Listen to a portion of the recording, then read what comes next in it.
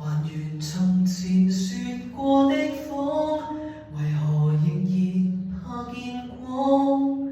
太多的感覺，更多束縛，怕捨不得，故意把線忘。在這晚有點不安，沉迷浪漫，但受傷中經過，不知怎去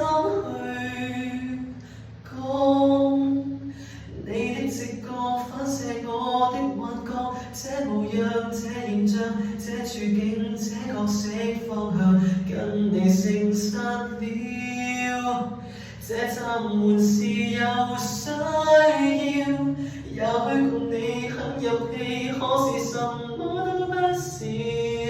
我們什麼都不是，沒能力承受了，寧願執迷苦笑，沉醉被誰忘掉？究竟是我很像你，抑或什麼都不是？